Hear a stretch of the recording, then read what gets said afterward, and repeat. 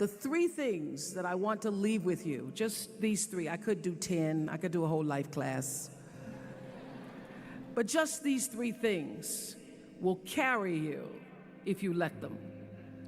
First and foremost, knowing who you are. Knowing who you are. Being able to answer this question, who am I?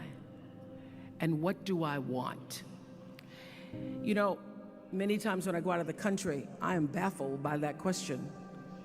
To explain what is your occupation. I've stood there for 10 minutes. Well, am I a talk show host? Well, I'm more than a talk show host. Am I a businesswoman? I'm a businesswoman. I'm more than a businesswoman. Am I an entrepreneur? I'm more than an entrepreneur. So I just leave it blank or self-employed. So I'm not asking for the roles that you play as daughters. I'm not asking that question. What are the roles that you play as a daughter, as a friend, as a sister? You're going to be a lawyer, you're going to teach, you're going to be a pharmacist. I'm asking the bigger question of who am I? Who am I really? My answer is I am God's child. I am that which is born of all that is. I am, as Pierre de Chardin said, a spiritual being having a human experience. Come trailing the breath of the ancestors yet, but trailing the breath of the angels. And understanding that because I am connected to the source of all that is possible for me. That's who I am. And what do I want? I don't want to just be successful in the world. I don't want to just make a mark or have a legacy.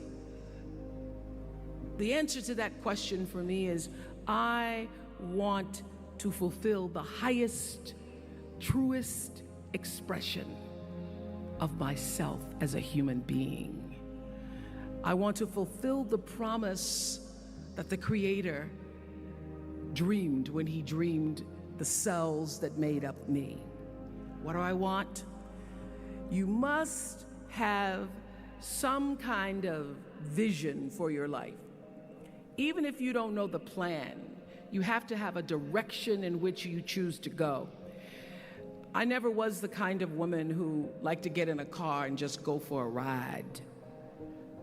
I had a boyfriend who would say, let's just go for a ride. I want to know, where are we going? Do we have a destination? Is there a plan? Or are we just riding? What I've learned is that's a great metaphor for life. You want to be in the driver's seat of your own life, because if you're not, life will drive you. So, knowing who you really are in this space and time that we embody. That's number one. What do you want? Who are you? Number two, you must find a way to serve. Martin Luther King said that not everybody can be famous, but everybody can be great, because greatness is determined by service. Now, we live in a world where everybody wants to be famous and where we admire people for just being famous. We think being known brings us value. The truth is, all of that will fade in time. In 3 years, you won't be able to name the housewives of Atlanta. The real truth is that service and significance, service and the significance that you bring to your service is that which is lasting. So to be able to, whatever your occupation or job or talent or gift is, our honorees today getting doctorate degrees, to apparently opposite fields, HIV and AIDS and the spoken word. But what they have in common is service. Using the spoken word in service to community and the world. Using your knowledge and information about HIV and AIDS and medicine in service to the world. And if you look at all the most successful people in the world, whether they know it or not, they have that paradigm of service. Everybody's talking about Mark Zuckerberg and IPO. Service. Jay-Z rapping. Service. Through the word, to people, through song.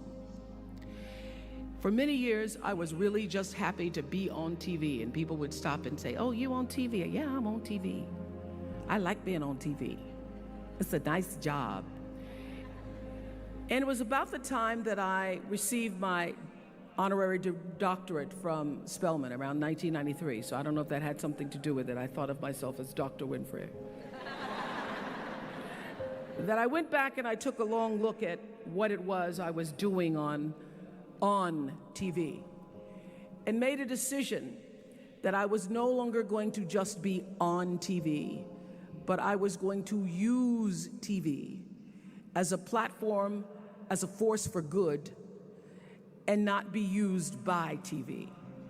And I will tell you, my decision to make that significant change in the way I operated on television, using television as a service, changed my career exponentially. Service through medicine, service through art. Using whatever it is you produce, your product, as a way of giving back to the world. When you shift the paradigm of whatever it is you choose to do to service, and you bring significance to that, success will, I promise you, follow you.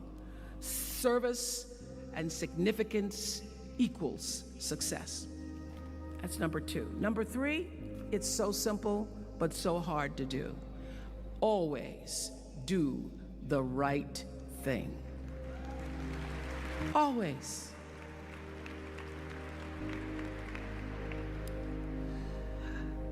Be excellent. People notice. Think of how you notice. You go to Taco Bell, somebody gives you an extra napkin and some sauce. You notice. You want to go back to that person, because even at Taco Bell, excellence shows itself. Be excellent. Let excellence be your brand. Everybody talks about building a brand. I never even knew what that was. When people would say, "You're a brand," I would say, "No, I'm just Oprah." What I recognize now is that my choice to, in every way, in every example, in every experience, to do the right thing and the excellent thing is what has created the brand. Years ago, I did an ad for Revlon for an ad they were doing called Unforgettable Women. And what I know is that when you are excellent, you become unforgettable. People remember you. You stand out. Regardless of what it is, you become an unforgettable woman. And that is what we all want. We want to be unforgettable and not forgettable. So doing the right thing, even when nobody knows you're doing the right thing, will always bring the right thing to you. I promise you that. Why? Because the third law of motion is always at work. For every action, there's an equal and opposite reaction. That is so true in all of our lives.